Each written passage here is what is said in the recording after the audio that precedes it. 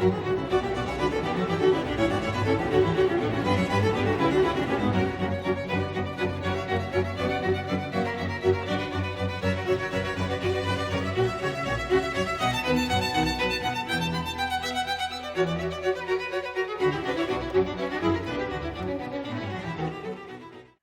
everyone, and welcome back to the show. I am so excited to have really a great guest today, and he has had a wonderful new YouTube channel. I think that's how a lot of people have been introduced to him, his wonderful YouTube channel. And he has been posting so many great videos on Renaissance theory, Partimento, historic improvisation, and I became very interested in his work and I think he's doing a fantastic job. And I said to myself, I would love to have him on the show to talk about all things like all the things that we love talking about on this show. And so let me introduce you to the great Richardus Cochlearius.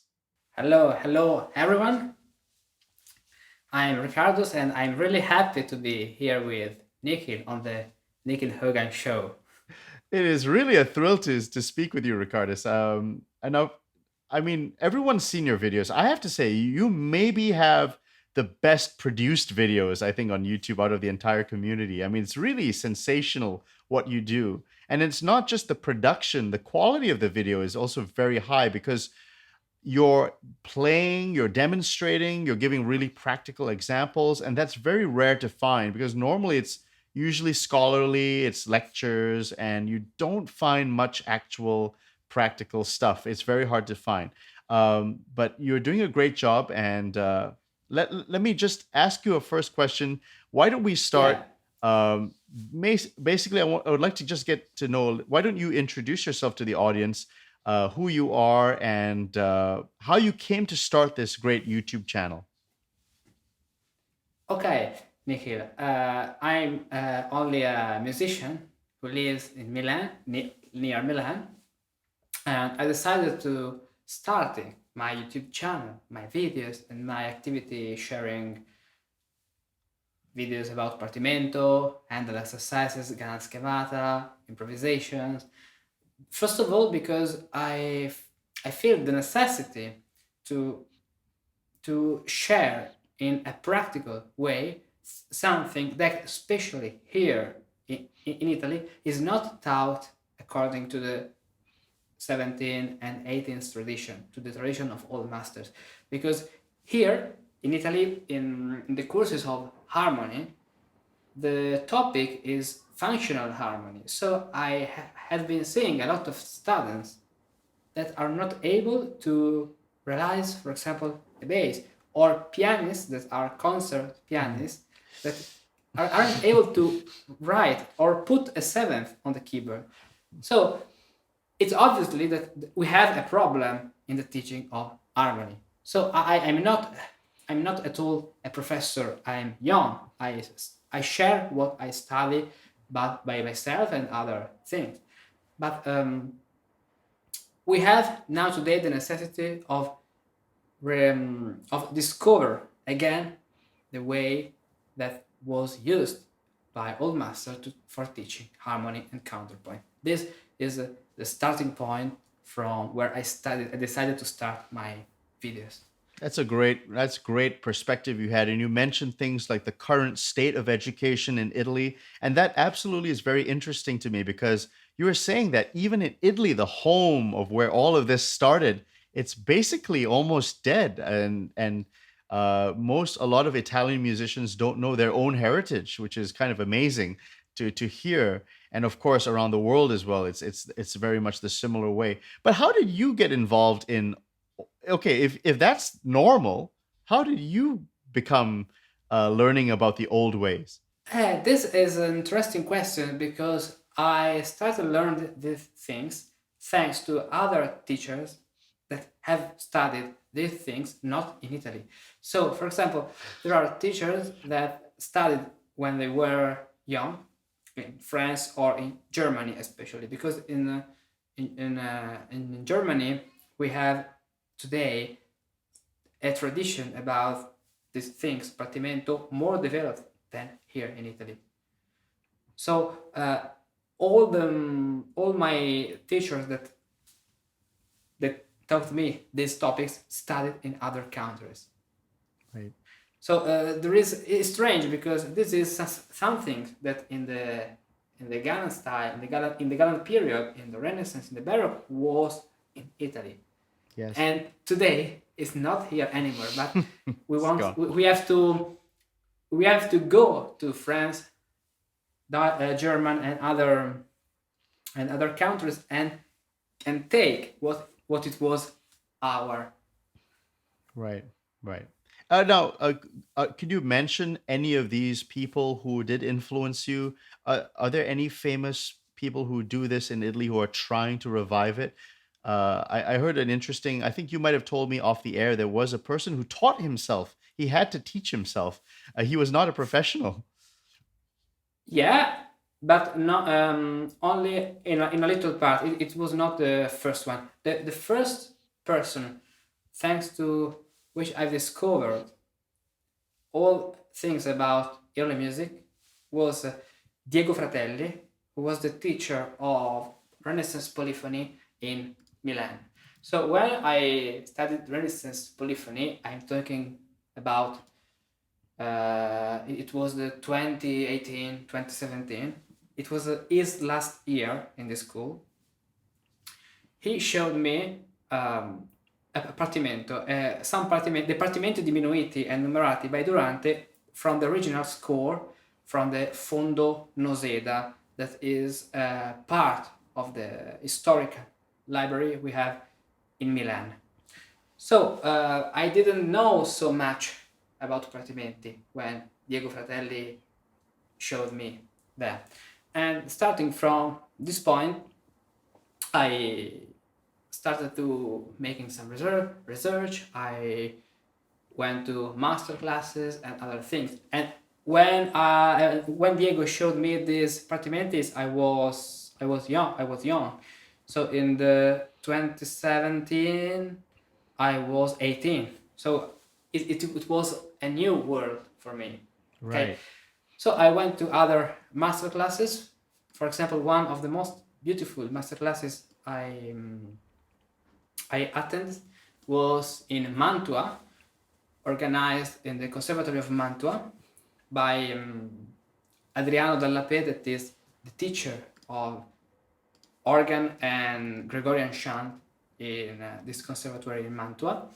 And this course was, the teacher of this course was Simone Weber, who is an Italian organist from Trento, who studied Partimenti. And the most interesting things is it was that in these master classes there was the first part at the morning for organists, and a second part in the afternoon for pianists. And the most funny things is that the pianist part in the afternoon was better than the morning part with organists. The reason is that because for organists, Partimentis are something that are not so new. Okay, but sometimes they are not so interested in this topic. But for pianists, that they usually play music reading only from the score. Yes. This was a real something new. Yeah. Something new. So the afternoon, the part in the afternoon with pianists, I think, in my opinion, it was the best one. It has been the best one because it was something new for pianists. So Right. it was really interesting see how pianists that comes from another world than organists start step by step learning how to play the keyboard, not by reading only the score. That's really fascinating. And so how long, so like after that point did you because I also want to talk about Renaissance theory and solmization, which is another aspect of your pedagogy that I think you teach so brilliantly. So why didn't you tie that in? So Partimento as well, you just talked about Partimento. What about the solmization? When did you get into that? At the beginning with Diego Fratelli, because in his course that was like theory and solfeggio, but ancient theory in solfeggio, so solmisation and white mensural notation, the first topic of this course was solmisation. So all the students of this course started learning music with solmisation. So using the Guidonian hand that I have here in my beautiful glove with the syllables, that is useful because there is a video on YouTube where people draw the scenes of solmisation on their hands. But in this way, with the glove and colors, in my opinion, is better, and in this way you don't have to wash every time your hand. That's so interesting, and that's I like that it's connected. Solmisation and Partimento. They're it's not like two different camps or two different worlds. They're actually part of the same world. Exactly, because solmisation is not a topic that is separated from others. Solmisation is a way of thinking music. So the way used for thinking music by old masters. Right. For example, if Paisiello or another musicians of this period read a semitone, okay, he would read mi fa. If the semitone is, for example, F sharp and G, Paisiello would read mi fa, not F sharp and G. So if we enter the way of thinking of old master, it's easier for us today understanding some aspects that in music are different from our conception of music. Okay. Now wait, Richardus, so I know in Italy, everyone today learns what they call fixed do, right? So C, the note C is do, always like the French system essentially, and that's maybe for most of Europe that's the case, right? Now somebody who maybe was raised on fixed do would say, is it really easier? Because why don't I just use the note names, and why do I have to worry about hexachords and mutating and all of that? So what would you say to someone who thinks it's actually harder to use the Guidonian hand and hexachords? The reason is the point of view. For example, if you are reading solfeggio, or you are reading with solfeggio, for example, a prelude of Chopin, in this case, it's better use the modern system. But if you know solmisation, you can read some aspects of these preludes, some passages, some chromaticism, in the way that was at the origin of this chromaticism. So there are a lot of reasons. For example, in this case, we have modern music, Chopin thinking about the age of solmisation, because Chopin is of the 19th century. Solmisation was used in the 16th, 17th, 18th century in the Renaissance and the Baroque. But if we find the way for reading chromaticism in another way, we can find the same principles in modern music, so also in Chopin. But if we are reading, for example, a bicinio or a mass or a motet of the 16th century, the problem of reading with modern names of the notes, with the modern system, is that we don't have the same eyes of the composers. So some passages that can sound strange for us, or some alterations, flats or sharps that are not written, it's difficult for us to find them. Right. And also thinking with solmisation is useful for singers, because if you focus on the position of the semitone, because the solmisation is based on the mi and fa, that is the semitone, is easier for the singer have and keep the right intonation. So these are two of the most important reasons. Now you have a slide here on Giulio Cesare. Shall we put that up? Let's see here. Okay, so this is the gamut, right? Oh, Giulio Cesare Marinelli. I just butchered Exactly. that. So Giulio Cesare. Okay, thank you. Sorry, everyone. Giulio Cesare Marinelli. Oh, no problem. Giulio Cesare, that is not the emperor of This is becoming Roman, a recurring theme. All right. of Romans. Right? Giulio Cesare Marinelli wrote an interesting book whose name is La via retta della voce corale. That is in English, the right way of choral voice. That are instructions for singers. Okay, for singers of canto fermo. So the Gregorian chant in the Renaissance, or in this case, in the early Baroque, because this book has been written at the end of the 17th century. And the picture you can see on this slide is what I call the great scale plus the little scale. So as you can see, we have 10 lines, 10 horizontal lines, and we have at the left an ascending line with letters, starting from the bottom with gamma, or G in this case, because Marinelli doesn't use gamma for his way of teaching, that go up to EE. This was the system with letters that is not American or English. These letters, the musical system with letters, has been invented by Boezio when he transposed the Greek names of the proportion of music on a monochord, and the letters was the point in the monochord. As today you write, for example, you draw a square and you put A, B, C, and D. So this letter, the origin of this letter are the point of the monochord.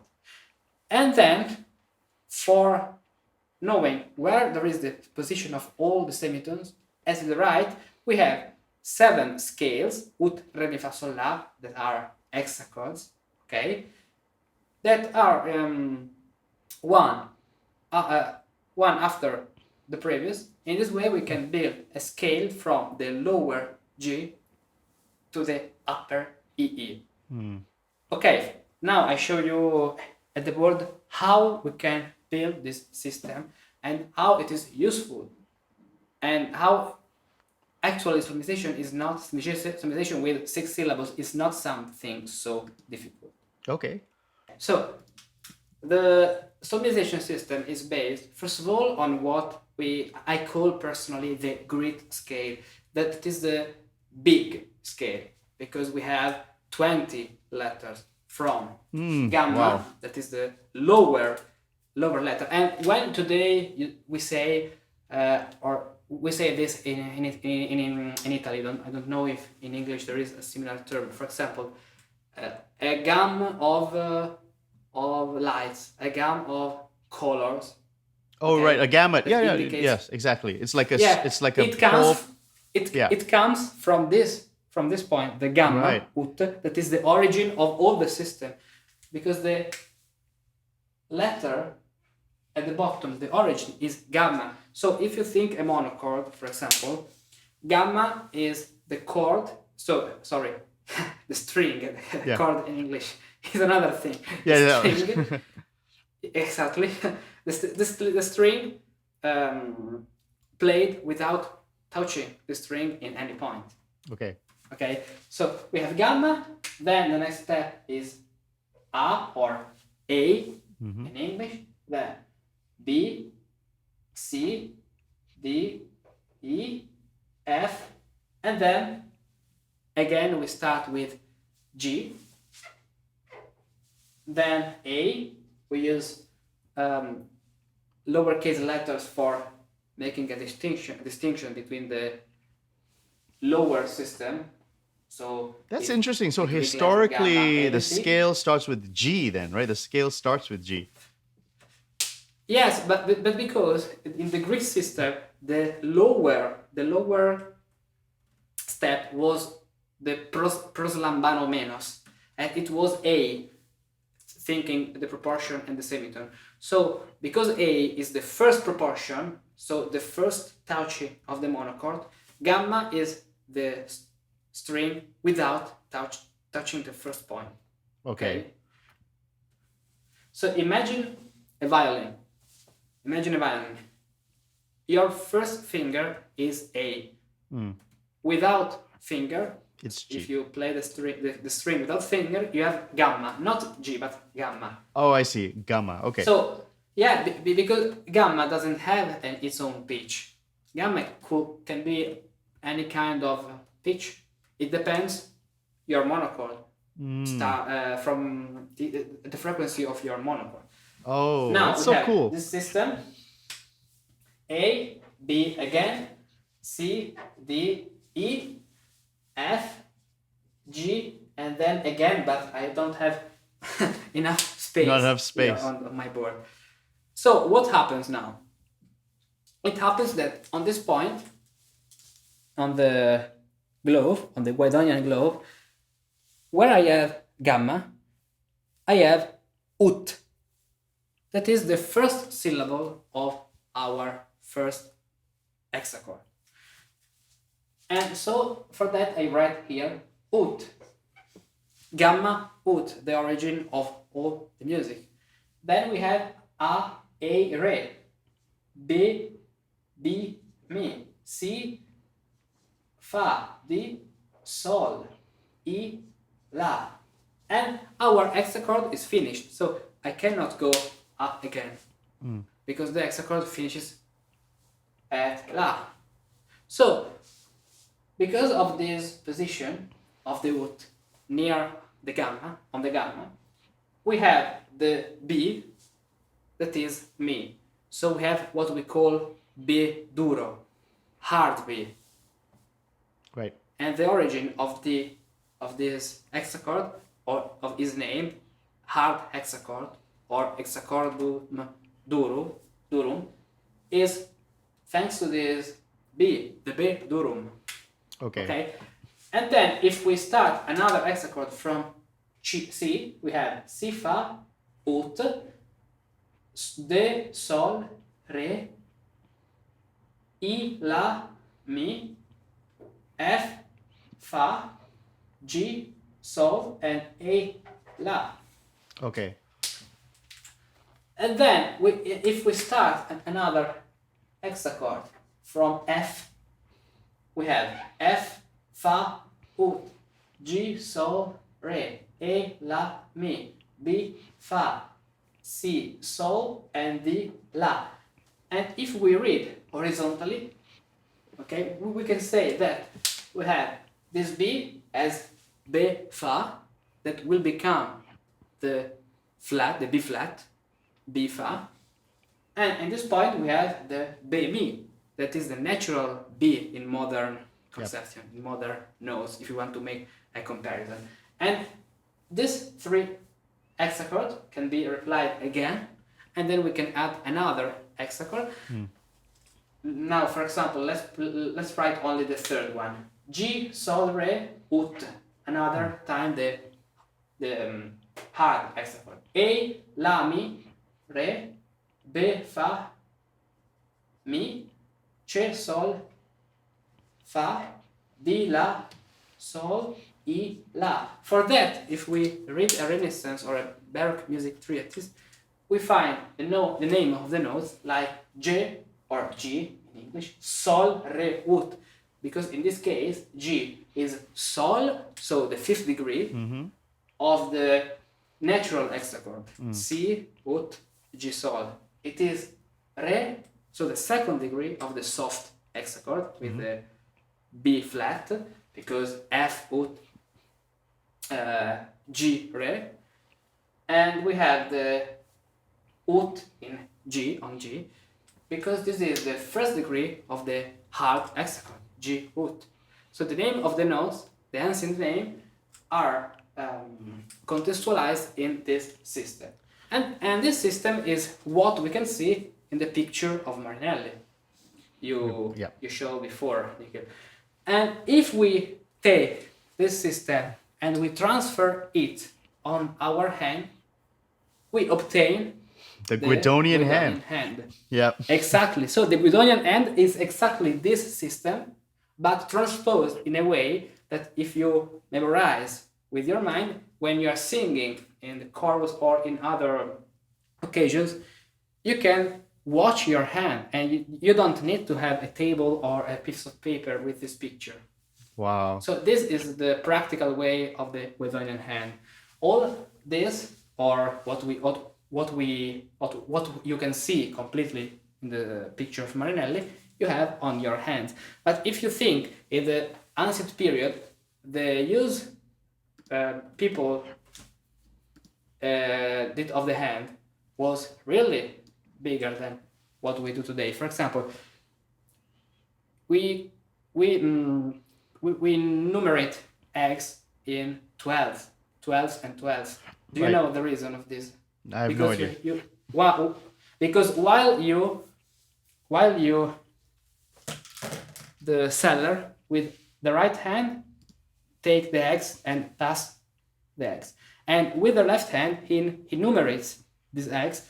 And if you look at your phalanges, and phalanges only of the second, the third, the fourth, and the fifth finger, you touch these phalanges with your thumb. You have 1, 2, 3, 4, 5, 6, 7, 8, 9, 11, and 12.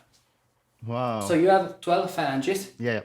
In this way, the use of the hand was really spread in the market for the numeration of eggs, or for example in the astronomy there are a lot of other hands, or in mathematics for doing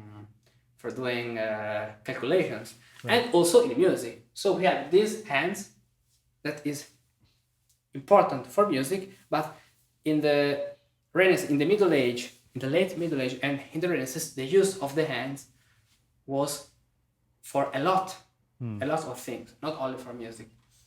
Right. That's brilliant. This is the origin. That's so fascinating. Okay. Now, one thing that I think really, because some people have said to me, this is movable do, like Kodai system. And then, but really the key to this is the mi and the fa. I mean, that really is the key. I mean, that's the whole reason why we have the hexachords. And let me just pull up the slide on the power of fa and mi here. Yeah. So between the fa and the mi, there is a magnetism, something really strong. We will see soon in the Partimento, that if you have a mi, this voice wants to go to the fa, and if you have a fa in a voice, in a melody, this voice wants to go to the mi. So imagine the resolution of a 7th dominant chord. You have, for example, C, E, G, and B flat. Now, but we'll talk soon about this topic, because the B flat is fa in the thinking with solmisation, and the E is mi. The E wants to go to the F, and the B flat wants to go down to the A. Right. So this is the correct and the properly resolution of this chord.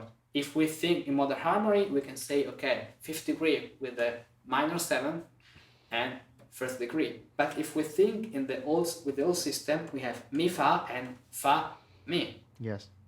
In this way. But let's talk about this when we're gonna realize the Partimento. Okay, that of sounds Fenaroli. good. Because this is strictly connected to the Partimento.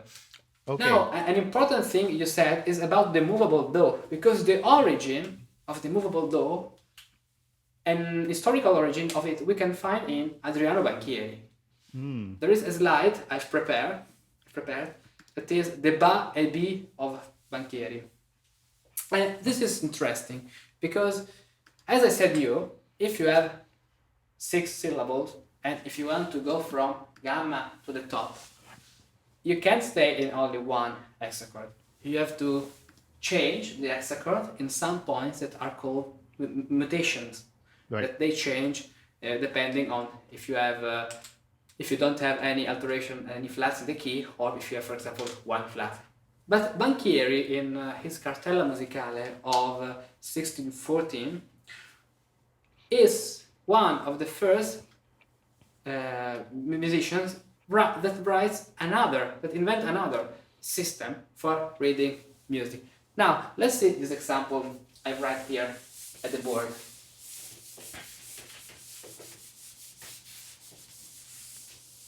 Imagine a scale starting from C. Okay, this is a common violin clef. I use now modern clefs for this way anyone can read Right. can read the notes, right? And if we have a scale like C, D, E, F, G, A, B, and C, with the solmisation system, we will read ut on C, re, mi, fa, sol. Now, on this note, A, we pass from la to re. We do, in this point, the mutation, re, mi, fa. So, the C major scale, for example, was read by Renaissance or Baroque musicians as ut, re, mi, fa, sol, re, mi, fa. Yeah. Okay, and if we have, for example, in this point, a flat, like in this other example, ut, re, mi, fa, sol, la, and if we have a B flat, this B flat is fa. So we have the la, fa, la, like in this way. La, fa, la. And we have a B, mi, and here a B or B in English, fa. So Banchieri makes a commission between these two systems, and he calls the natural B, written B and I, because B, mi, in this way. B, M, in brackets E, and B flat in this way, B bracket F bracket A. So ba and B. Okay. So Banchieri would read this melody, the first one with the flat, ut, re, mi, fa, sol, la, ba, the B with the flat, ba, and if the melody goes up, we have ba, and then again ut, sol, la, ba, ut. So we don't have the mutations anymore Right. in this new system by Banchieri. And at the place of mi, of bemi, we have another syllable that is B. So ut, re, mi, fa, sol, not re, but ut, re, mi, fa, sol, la, B, ut. Right. And this is an old system, Renaissance or later early Baroque system for the movable do we use today. Yeah, and that just shows how old most of these systems are. It's not like I think when people think of Kodai, or they think of I think the 19th century, Sarah Glover, I think, who they think of that, the 19th century. But really, I mean, look at Banchieri. I mean, there you go. That's pretty much quite a little bit older. Yeah. Banchieri wrote this book, or maybe he published this book that is not the first edition. Maybe it is the second one or the third one. Now I don't remember. The first edition was published in the 1601. This edition is of the 1614, so at the beginning of the 17th century. And Banchieri felt the necessity of invent a new system that is similar to our movable do. Right. Now, why did he want to make a new system? Because of the octave scale? At the moment, I don't remember exactly what Banchieri said, but if I remember correctly, someone found this system of solmisation in its period difficult for some I knew it. Yeah, it's always but that. now I don't remember. But I don't remember what Banchieri No. Even says in the about this even topic. in the 18th century, people are kind of already trying to get away from it. But I think we should go back. We need to go back to the hexachord. That's my perspective. So now we have another slide on. Yeah. Oh yeah, you wanted to add something? No. We have to go back. In my opinion, you have to use the right system depending on the music you're reading. Right on, man. I'm with you there. Okay, so there's another slide you talk about Josquin, right? Yeah. Ave Maris Stella. Do you want to talk about that? Exactly. Show this slide, Nikhil. Okay. So now I have a question for you. What do you see that is a little bit strange? Tell me. Okay. Let's see. There is a thing that is really strange if we consider the age of this composition, so the late 15th century, and it is not a mistake of the manuscript, but it has a specific reason. Okay, is it the accidental in the key signature? Yeah, we have two flats. The first one is on. What clef is this? This is soprano clef? Violin. Oh, is this G? It's a G clef. Because, okay. Yeah, okay. it's a G clef because this piece is written in. Okay. It's written alla alta, so with little clefs. So is it F? But then they also have another flat on the F line. Yeah. The key of F, but they have an additional flat. Yes, but what's the reason Josquin writes these flats? I'll tell you now. It's really simple. So, do you know the melody Ave Maris Stella? This is an hymn. Mm-hmm. An hymn to Mary. And it starts in this way.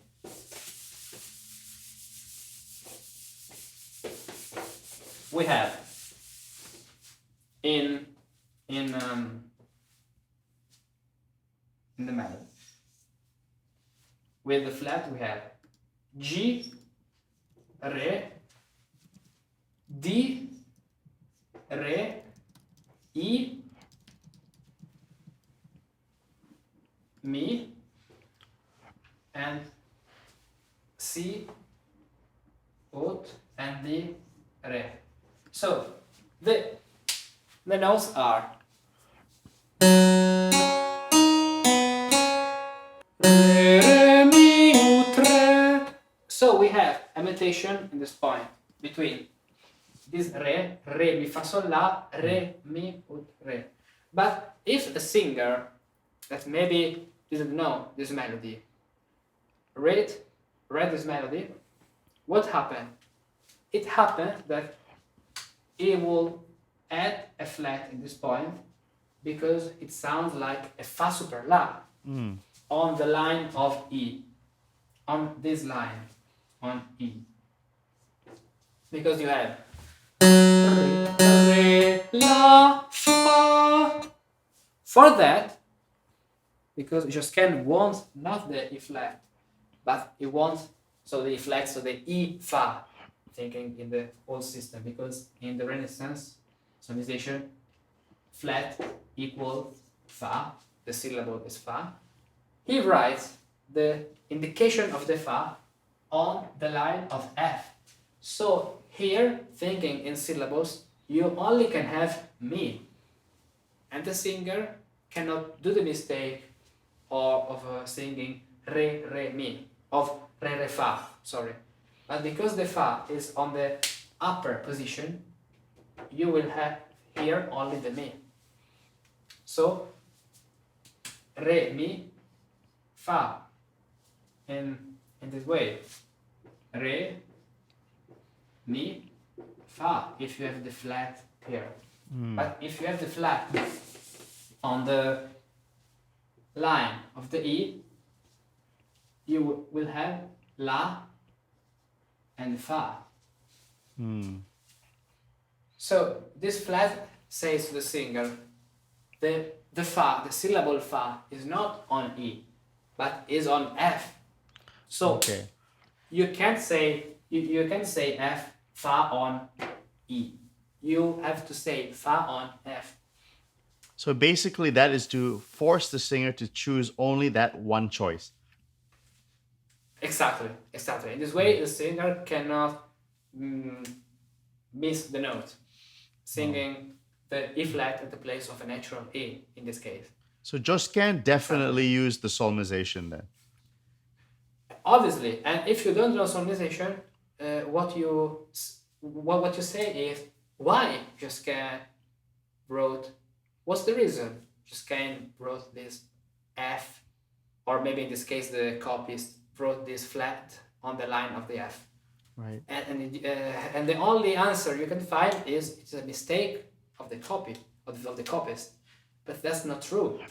The meaning is to force the singer sing and F on the line of Fa and not on E, as the rule of the Fa super La wants. Okay, so now, shall we talk about Zipoli's Toccata? Right. This is a really interesting example how knowing solmization can help us to find the right interpretation of, in this case for an organist, of two different signatures in this toccata. So this is an example of a toccata all'elevazione by Zipoli. We'll find at the beginning of the toccata the melody. Now I play this. I've tuned before this interview this virginal with a Menton system. So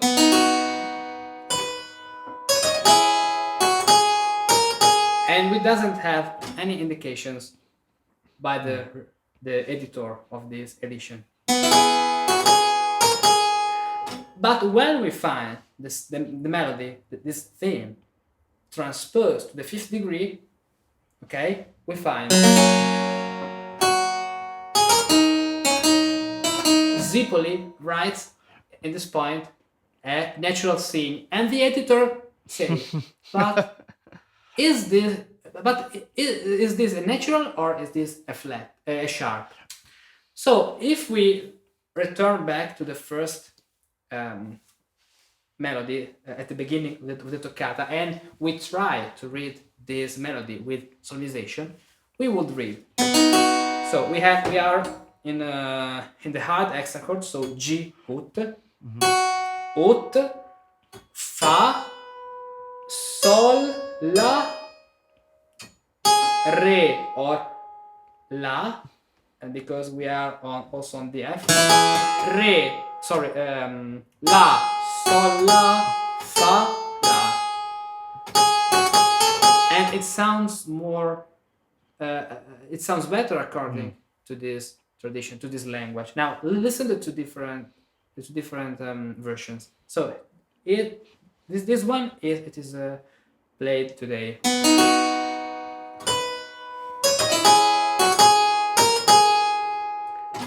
And this one is, if we consider this note as a Fa super La.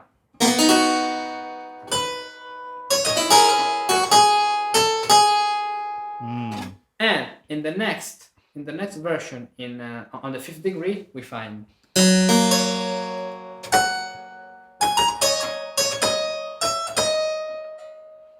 So it makes more sense. There is not. I don't know why the editor writes here the sharp. Yes, of course. Too much fixed dough. That's why. At the beginning, we have a natural B, so a tone, and now we have a semitone. So the editor maybe thought that the correct version was the first one.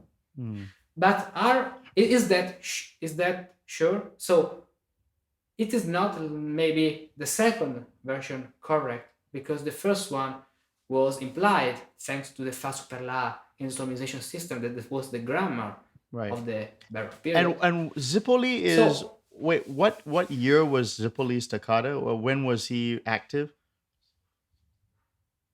It was active in the 18th century. Wow, as recent as that. Okay. Yeah, now I don't remember at the moment exactly when he was born and when he was died, but I can check it. I can right check it now. too. So me too. yeah, Zipoli. Okay, it was born in the 1688 and he 17. died in the 1726. In Argentina. He went to Argentina. Can you believe that? I'm looking at Wikipedia. Oh, Yeah, I'm looking at interesting. Wikipedia. Wow. Fantastic. Good. Okay, well, wait a second. Zipoli, he is a 18, you could say late 17th into the early 18th century. And he's like you said, this is a great example, Ricardus. But imagine he went to Argentina, and can you imagine this master with the Solmisation, the Partimento? He goes to South America. Who knows how far this heritage has spread across the world? It's really very interesting. Yeah, and I don't know what was the situation, the social and cultural situation at the end of the 17th century in Argentina.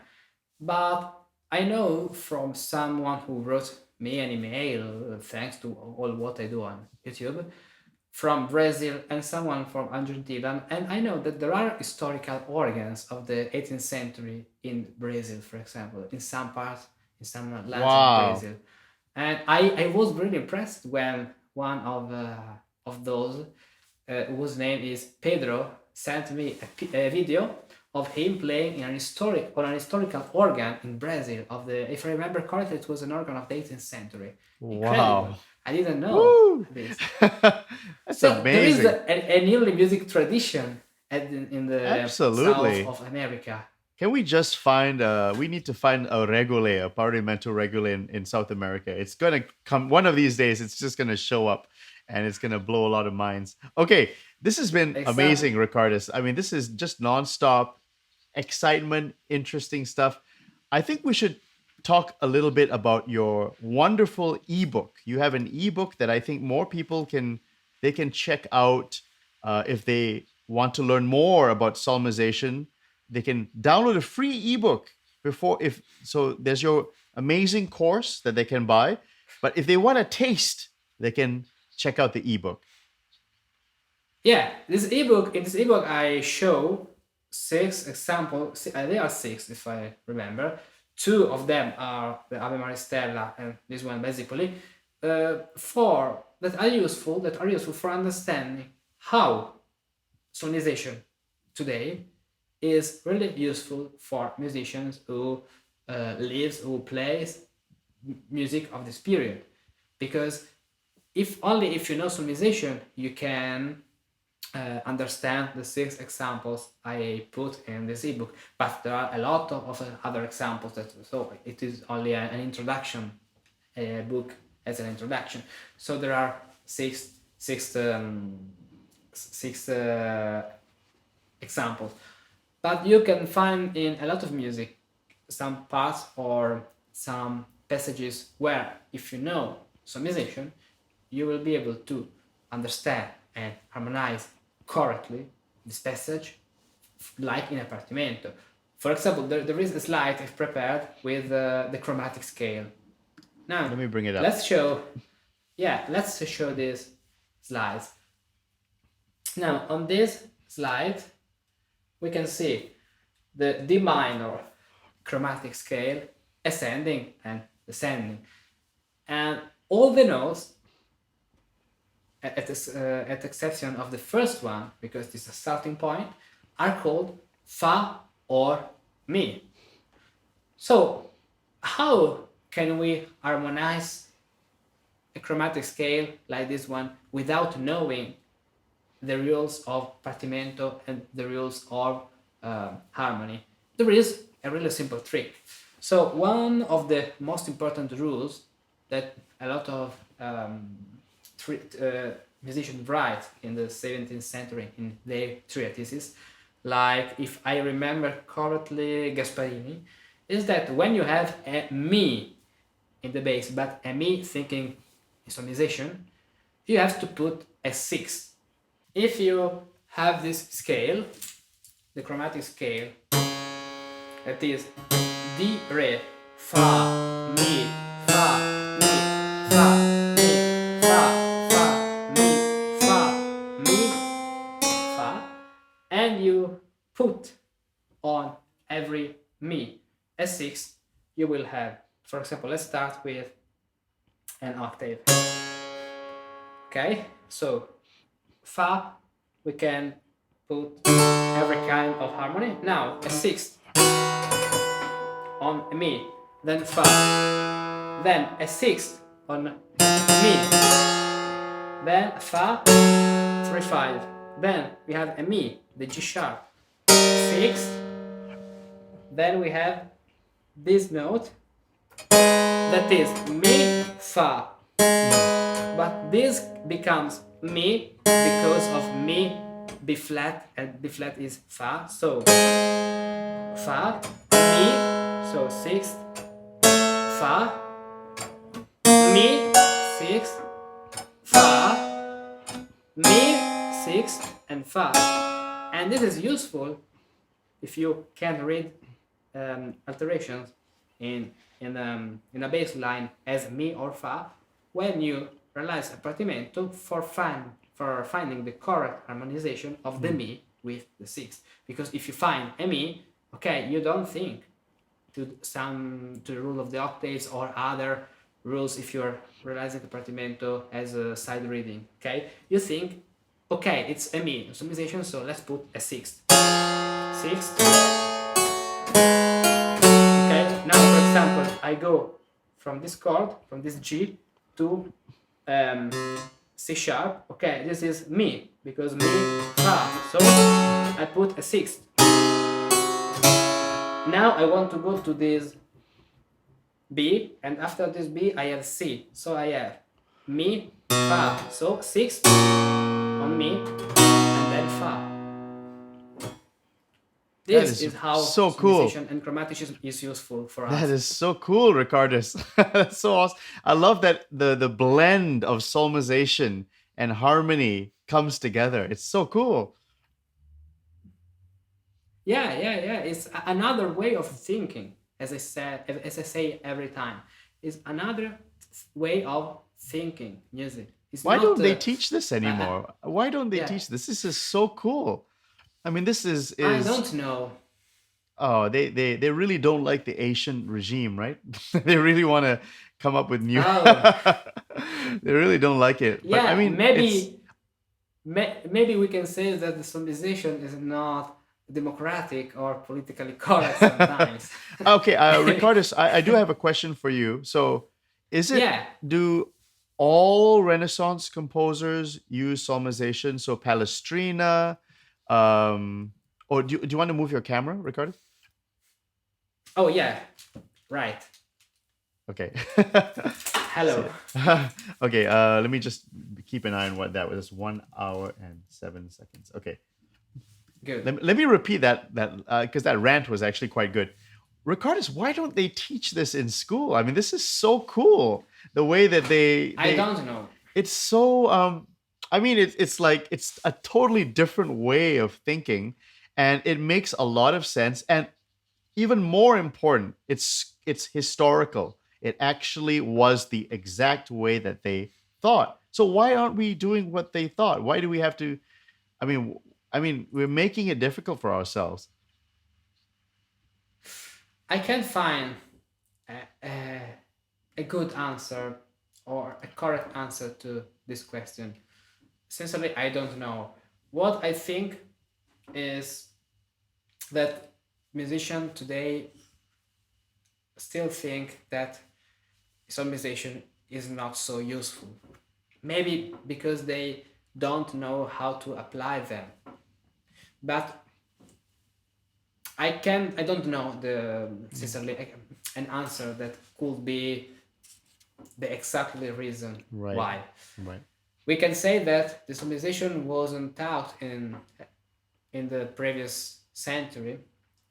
So as partimenti is something that we are discovering again now. And maybe solmization that is something more peculiar, something more little. It needs times. But I'm sure that we will bring this back. This is coming back. That my work, exactly. my Lead the way, Richardus. Richardus, you're the general. Lead us. will be the new discovery of solmisation in modern Exactly. days. Yeah. I mean, I'm just kidding around, but I mean, I think people like you who are really bringing to light this awesome pedagogy from the past, I think it's really to be applauded, and I'm celebrating the fact that someone like you is on YouTube talking about these things, because there needs to be more people, and you're leading the way. Okay, I want to talk about your amazing course. This is a Solmisation course. It's really one of a kind. It's very I can't find anything like this on the internet. This is a really one of a kind course, and I highly encourage people who are interested, Partimento, historical improvisation, all those amazing subjects. This is a course that I think is really cool. So, Ricardus, can we talk about the course and what are the contents of the course?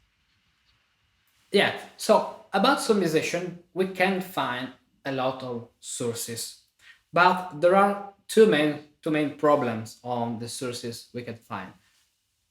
First of all, we have historical sources, and these historical sources are written in maybe older Italian, in old Italian, or in old German language, or in all other languages.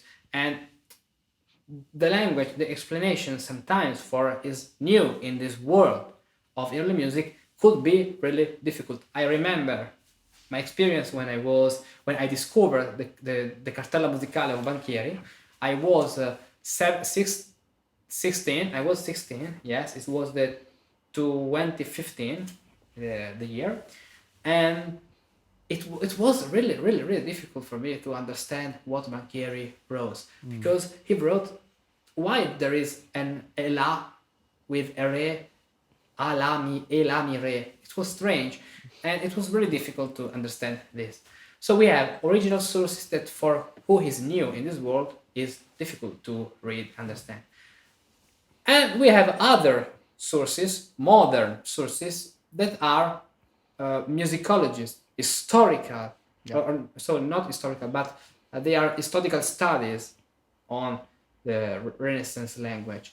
But they don't give you a practical way with exercises, with explanations. Yes, we need images. exercises. Yeah, that's important. Exactly. For that, for each lesson, I put 3 or 5 PDFs you can download with a summary of the video. For example, the lesson number 1 is about the Greek scale. So remember, I showed you the scale with letters. This is the Greek scale, how it is formed, how it is composed, and then there is a PDF with a little summary, and then another PDF with questions and answers. In this way you can learn better how it is composed. All this course is practical. So I don't want to teach musicologists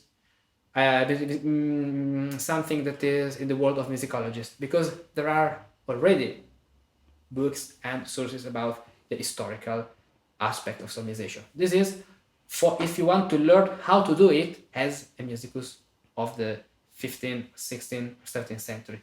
Then in the next lesson, the number 2, I talk about the hexachord and the origin of the syllables ut, re, mi, fa, sol, la, as they come from the St. John's Baptist hymn. And then in the lesson 3 there is the union. So how can we make the union between the great scale and the little scale, the hexachord? That was the image of Marinelli you showed before in the slide. Now, lesson 4 is about the Guidonian hand, because, as I said to you, the Guidonian hand is the transposition of the system from the end. So, how to read it, how we can read this Guidonian hand and find it useful. And then we start with lesson 5 with something more practical. So, clefs and staffs. So, because solmisation is another useful thing if you want to learn reading old clefs. For example, if you want to learn to read a soprano or an alto clef or a tenor clef, if you use the solmisation system, you find it more easier because you think to the hexachord. So you have another point to stay on the scale. So you're Okay? saying that So if I use solmization, I can learn all these clefs faster. yeah, because show now the image of Marinelli, the Okay. picture of Marinelli. This As one? you can see, we have 10 lines on this system. You say, so you can you see it? Right. We have 10 horizontal lines, and we have 3 clefs at the left of this picture that are the F clef in the bass, the C clef, and the violin treble clef in the at the top. Now, the 5 lines of the 5-line staff are not 5 independently lines, but they are the portion of 5 lines we extract from this 10-line system. Oh wow. And this is why if you so cool. learn solmization, Yeah. In my experience, when I was in the class of Diego Fratelli learning solmization, I learned all reading all the old clefs because I started thinking not in modern terms, but in 5 lines has only one system from which we consider only a portion of 5 lines. Oh. So changing the clef. So when you find in a piece the clef that is changing, actually is not the clef that is changing, is the portion of the 5 line that is changing. That is so it is really useful for this. So cool. For that, old musicians had not problem reading all the clefs because it is it's something that is inside. It is within the solmization system. That is so cool. For that. And then with the lessons 6 and 7, there are the most important rules for reading with solmization when the chant is in B hard or B duro, B durus, or so I divided into lessons because in the lesson 6 I talk about melodies with stepwise motion. In the lesson 7 I talk about melodies with leaps. There is a little difference, but I prefer to divide the 2 topics because in this way it's easier for who is learning learning gradually step by step. And then the lesson 8 is about the fa super la, the chromaticism, so the passage mi fa as I showed you before, and the custos. Because do you know what is the custos? No. The mostra is the sign at the end of each staff that indicates the first note of the following staff. Oh, okay, yeah. But the reason of this custos is not for indicate you the note, exactly the note, but if the melody is ascending or descending, so if you will call the last note of the staff as la sol fa that are descending or ut re mi that are ascending in the hexachord. So the real reason of the meaning of this custos is to indicate you the first note of the following staff for understanding what's the position of the last note of the previous staff, thinking in solmization. So cool. I want to show you now an example here at the keyboard. Okay. So let's take this example. If I have C, D, E, and the next note at the beginning of the following staff is G. These notes are C ut, D re, E mi, and then we have G sol. Ut re mi sol. But if we have C, D, E, and then we have at the beginning of the next staff A, these 3 notes are not ut, re, mi, but they are fa, sol, la, re. So depending on the notes we have at the beginning of the following staff, we call the previous 3 notes ut, re, mi if they are ascending, or la, sol, fa if they are descending. Right. Okay. And this is the reason of the custos. Then in the other lessons, lesson 9, there are some exercitations in B hard. So there are pieces for practicing. In lesson 10, the same rules, of lesson 6, but in B durus, in B soft or B molle. So when we have a flat on the in the key.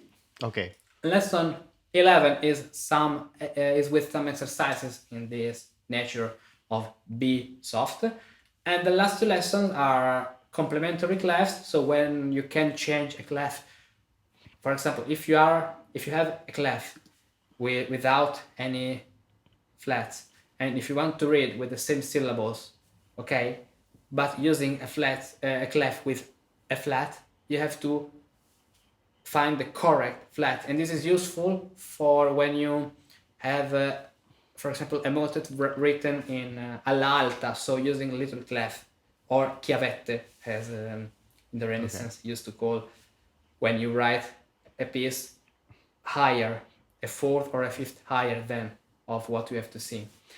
And then the last one is about musica ficta. So how to use musica ficta, that is strictly connected to alterations to the mi and fa, to chromaticism, and with exercises from Banchieri. Not Banchieri, Di Ruta. Di Ruta writes some duos, and it transposed this duo in other keys for the organist, for example, with 2 sharps. So how can we read instrumentalization with 2 sharps? And in this chapter 13, I talk about this aspect of solmisation, how we can transpose this in different keys, for example, 2 sharps or 3 flats, and this way, and these things. Awesome. So now we're going to talk about a chromatic partimento, right? Right. This is a Partimento by Fenaroli, of the 4th book, and as you can see, we have there are not a lot of chromaticism, but let's say, for example, the first bars and some bars in the middle of this Partimento. Okay. If we read the first 3 bars, we have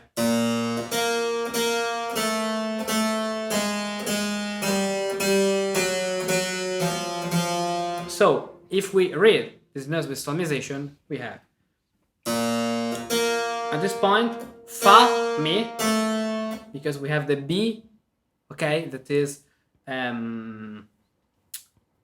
fa according to solmisation, fa mi, the diatonic semitone, so the mi with the sharp, the A sharp with the A with the sharp is mi. Then we have the fa and mi, another fa and mi that are A and G sharp, and then we have another fa mi, G, that is fa, and F sharp, that is mi. So we have these 3 passages: fa mi, fa mi, fa mi. Okay, now don't care about the rhythm of this bass line. Okay. But let's see how the harmony can work. Some possible harmonization we can play on this bass line. One of them is going to the 6th and using the passage of the lamento, chromatic lamento. So 7 on, and then 6, 7, 6, 7, 6, and 6. Another possibility is taking in consideration the fact that on the mi, so the sharp, we have to play the 6th, and we will play on the A sharp, that is mi, a 6th. Okay?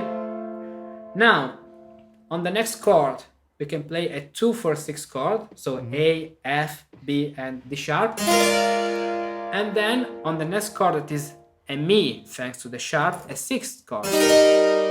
Then on the natural G, we can play a 2-4-6 again. Natural G is F, and is fa in this case. And on the F sharp, we can play the 6th because it is mi. So we have, for example, in this point, B, that is fa, mi, fa, mi, fa, mi. And let's harmonize this with only 2 voices. We have B and E sharp. Then in the bass, we have natural A and D sharp. Then we have natural G and C sharp. Okay, we have 3 steps. Now let's take the first step, that is in the bass, B, A sharp, that is Fa, Mi, melodically. Fa, Mi. And if we play against this Fa, Mi, E sharp, F sharp, E sharp, F sharp is Mi, Fa. So we have in the bass Fa, Mi, and in the upper voice Mi, Mi, Fa, Mi, Fa. And we have B, Fa, E sharp, Mi. So Fa, Mi, Fa against Mi. And then we have Mi against Fa, A sharp, that is Mi, and F sharp, that is Fa. So we have an exchange of Mi and Fa. And a step lower is the same. We have in the bass Fa, Fa, Mi, and in the upper voice Mi, Fa, Fa, Mi, Mi, Fa.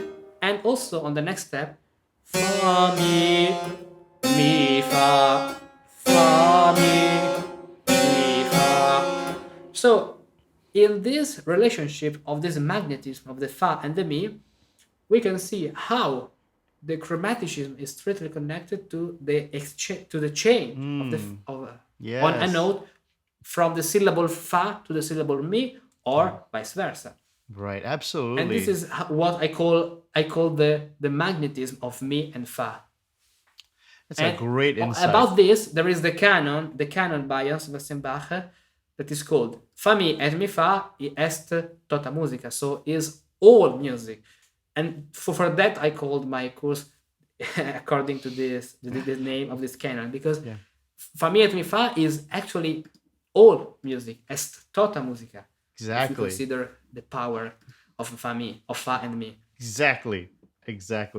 Now there's the Toccata Chromaticha. What is this? Toccata Chromatica. So it is a toccata Chromatica. where we can see. That's easy. Yeah, where we can see the use of Fa and Mi by Frescobaldi. This is a toccata from Li Fiori Musicali, but because my virginal now is tuned with Mi tone, and we want to listen the force and the power of the chromaticism on a Mi tone system, let's go now to the virginal.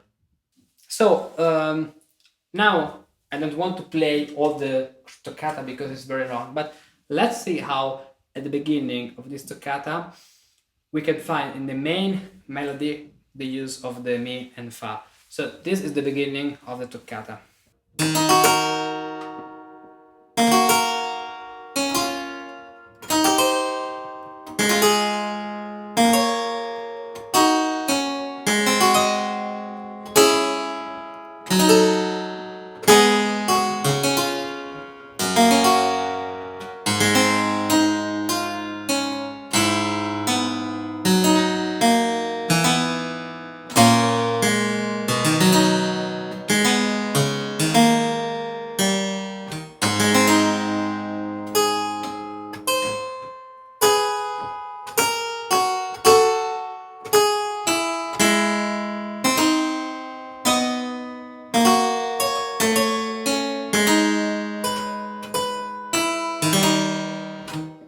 So now at the beginning we can see the middle voice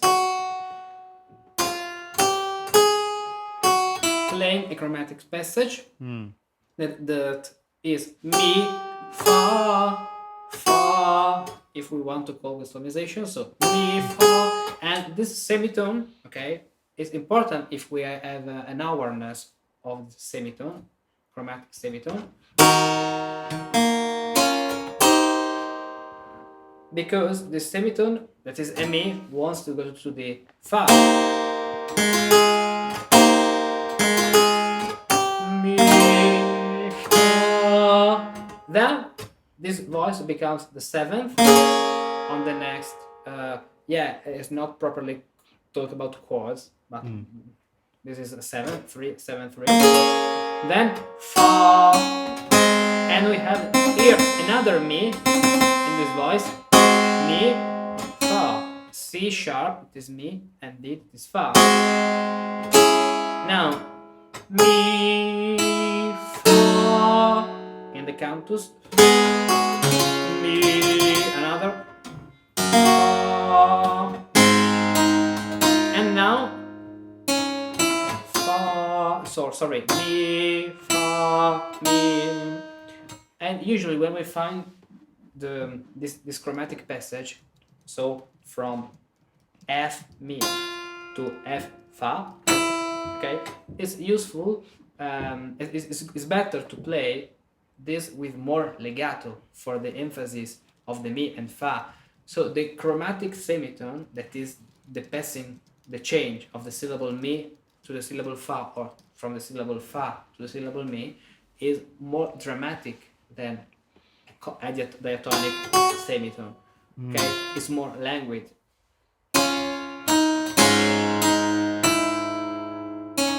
Okay, so if we recognize these elements, this chromaticism in a piece, is easier for us to play with the correct affect.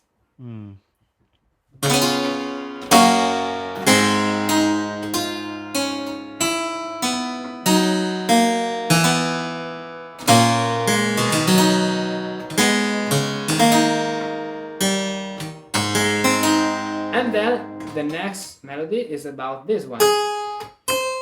Mi, mi, fa, mi, fa, mi. And then the tenor. Re, mi, fa, mi, fa, mi. Then bassus. La, mi, fa, mi. And again. Re, fa, that is mi, fa, mi, fa, mi, and also the bass. Fa, mi. So it is like we can hear fa, mi, fa, it's mi, very, fa, mi, very interesting, Richardus. in this chromatic toccata, and knowing this helps us to play with, first of all, with more awareness, and then with the thinking of the composer. Okay, because Frescobaldi didn't think C sharp D, but mi, fa. This is the thinking, or not F sharp, natural F, natural E, E flat, but mi, fa. Okay, then mi, fa. So that is more. That is correct according to the composer of the period. So, if we play chromatic toccatas or chromatic pieces in this way, we can go more deeply in the counterpoint and in the harmony as the result of counterpoint melodies, chromatic melodies. So, Richardus, I mean, really fantastic job. I mean, you're really a great teacher. How would you? I mean, you're definitely unique, and your approach is very special. Like you said earlier in the interview, you're not an academic, you're not a musicologist, but I think you have a broad appeal to a lot of music students who are finding out these things for the first time, and I think you can appeal to a wide audience with all these historic techniques. Yeah, exactly. What I want to do is take all the information we have, all the knowledge we have that comes from academic books, that comes from academic teaching, and making it easier for musicians that are not professional musicians, or for who wants to join this world of early music, historical improvisation, harmony, and composition. And I do this also not in the form of teaching, so not in the context, but also in the way I want to do it. I don't like to be or to see an academic professor, or to talk from, I don't know, from a cathedra. So I prefer to explain and show the things from the same point of view of who is starting to learn and join this beautiful world of early music. Wonderful. I mean, that's very well said, and I applaud your work. And I think you must put a lot of effort into your content, and it really shows. And I think a lot of people could learn from that. I think really just the presentation is excellent, but also the actual content itself is very good. So, Richardus, it's really been a pleasure. I hope you had a good time on this show. It really was a thrill for me to speak with you. I think I would love for you to come back again and to talk. I see you as someone as a sort of a kindred spirit, a similar sort of spirit in the sense that you're teaching these important things and bringing it to light for more people. And I wish you all the success. Please, everybody, check out his course, his Solmisation course. Check out his YouTube channel. Let me put it up here on the screen share. His YouTube channel is wonderful. His website, Richardus Cochlearius, and of course his Patreon page. Please become a patron and support his fine work. Richardus, any last thoughts do you want to mention? Do you want to give a shout out to anyone while you're here? Yeah. I want to thanks first of all you, Nikhil, because it's a great opportunity, and I'm really happy to be here on your show. Really, My pleasure. And because I'm not a professor, and when I saw your videos with great professors like Gerdingen, Sanguinetti, and Iserman and Peter Van Toor, I feel myself like How do you think I in feel? a context where I'm not a professor. So I'm really happy that my work is helping people, musicians, to in historical music improvisation. Then I want to say hello and thanks to a lot of teachers that had been a really important wave in my life. First of all, I want to thank Laura Bertani, who she was the teacher introduced me to the historical keyboard, to the harpsichord, many years ago. And then I want to the next one is Giovanni Mazza. That was my first. He was my first organ teacher. He comes from another school, not an historical school of the Renaissance, but he was really a good teacher also in this field, in historical music. And then another teacher I want to say hello is Simone Weber. Thanks to him, I discovered more deeply improvisation and partimenti. Diego Fratelli, who introduced me to Renaissance polyphony, Renaissance music theory, solmisation, white mensural notation. Then I want to mention Giovanni Togni, who has been a really good teacher in harpsichord. And let me think, because there are a lot of people. Another is Alessandra Artifoni for Florence, another really good teacher of harpsichord. And there are really a lot. Now I don't remember all of them in this moment, but I want to say a really grateful thanks to all my teachers in the past and to all my teachers in the future, because I think that we should never stop learning from everyone. Absolutely. This is my opinion. Wonderful. I mean, that's great, and I'm glad you mentioned all those names. I hope some of them can. I hope some of them speak English. Yeah. Oh, yes. There is another teacher that Yeah. has been here on your show. That was Matteo Messori.